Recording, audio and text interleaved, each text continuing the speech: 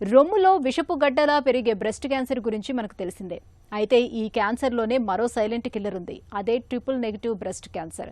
అత్యంత వేగంగా విస్తరించే చాలా మొండిదైన ఈ క్యాన్సర్ సాధారణ హార్మోన్ థెరపీలకు, చికిత్సలకు అంత తేలికగా లొంగదని చెబుతారు డాక్టర్లు. ప్రమాదకరమైన ట్రిపుల్ నెగటివ్ బ్రెస్ట్ క్యాన్సర్కు కారణాలు, వాటికి చికిత్సా మార్గాల గురించి డాక్టర్ని అడిగి ఇప్పుడు తెలుసుకుందాం.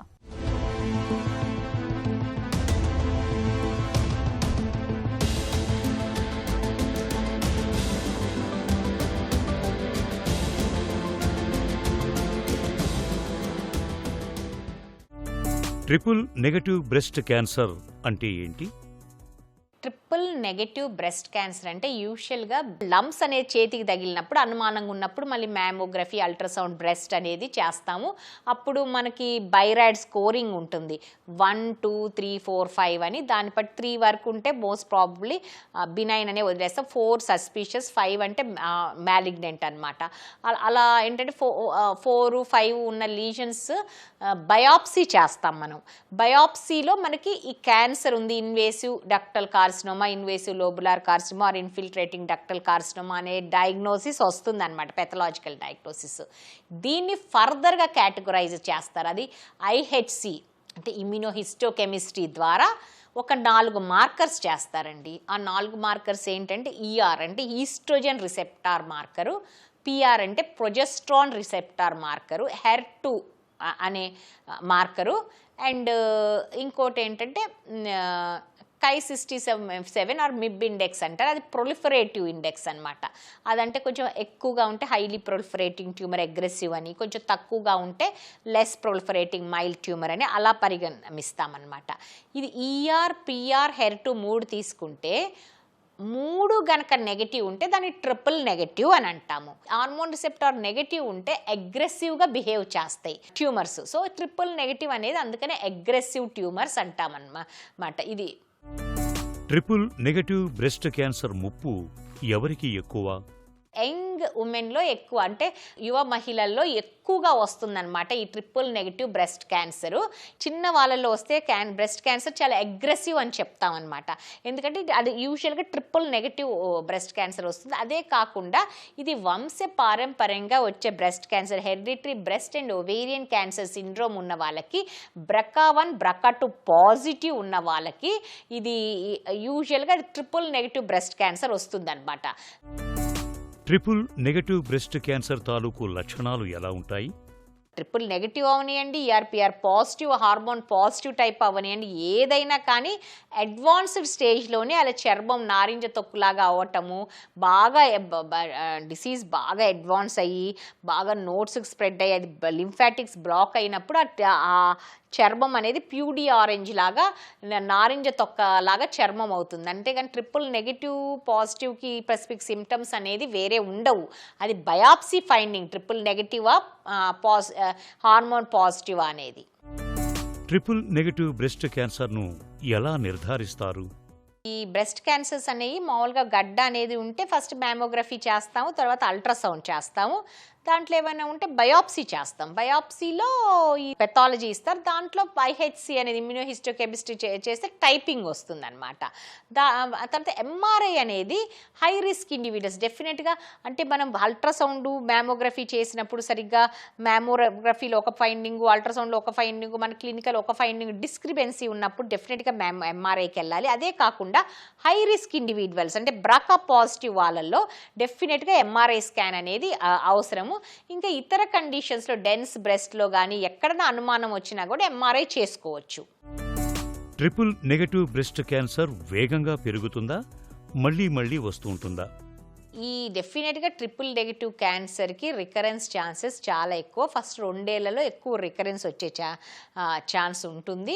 అండ్ అక్కడ రికరెన్స్ అక్కడ రావచ్చు. రికరెన్స్ అనేది స్టేజ్ 4 అంటే వేరే అవయవాల్లో రావచ్చు, లంగ్స్లో కానీ, లివర్లో కానీ, బ్రెయిన్లో కానీ, బోన్స్లో కానీ రావచ్చు.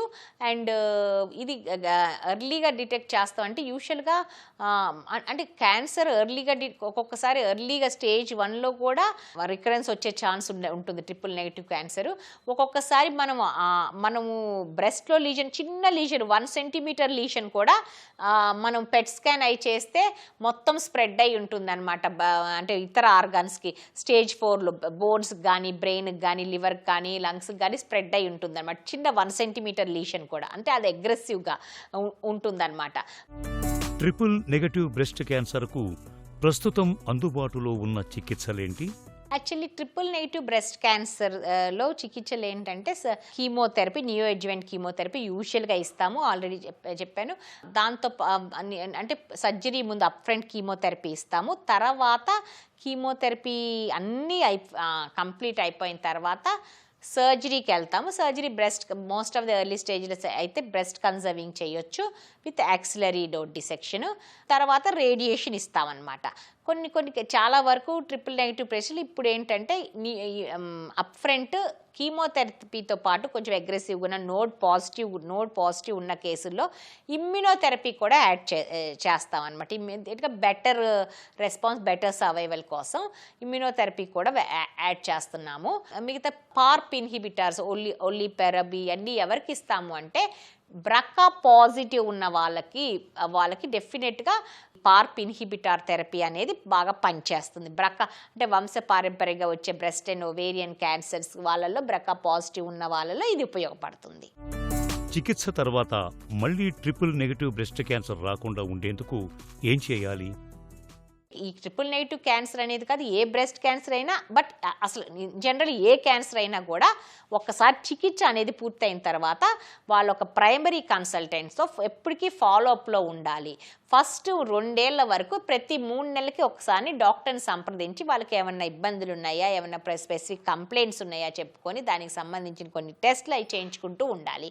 అండ్ 2 ఏళ్ళ నుంచి 5 ఏళ్ల వరకు ప్రతి 6 నెలలకు ఒకసారి డాక్టర్ని సంప్రదించాలి. 5 ఏళ్ళ తర్వాత ప్రతి ఏడాదికి, ప్రతి సంవత్సరానికి ఒకసారి డాక్టర్ని సంప్రదించాలి.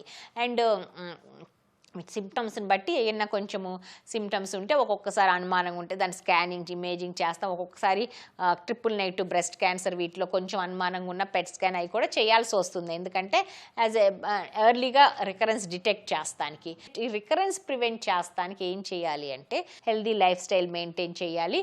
ఊబగాయం తగ్గించుకోవటం, ఎక్సర్సైజ్ చేస్తాము, హెల్దీ ఫుడ్, పండ్లు కూరగాయలతో కలిసిన హెల్దీ ఫుడ్ తింటాము, ఇవన్నీ చేయవలసి వస్తుంది. ట్రిపుల్ నెగటివ్ బ్రెస్ట్ క్యాన్సర్ విషయంలో ప్రతి మహిళ గుర్తుంచుకోవాల్సిన అంశాలేంటి? ప్రతి 40 దాటిన ప్రతి స్త్రీలు కూడా మన దేశంలో ఎస్పెషలీ బ్రెస్ట్ క్యాన్సర్ సంఖ్య ఎక్కువైపోతుంది. 1 in 28 ఉమెన్కి బ్రెస్ట్ క్యాన్సర్ వస్తుందని గణాంకాలు చెప్తున్నాయి అన్నమాట.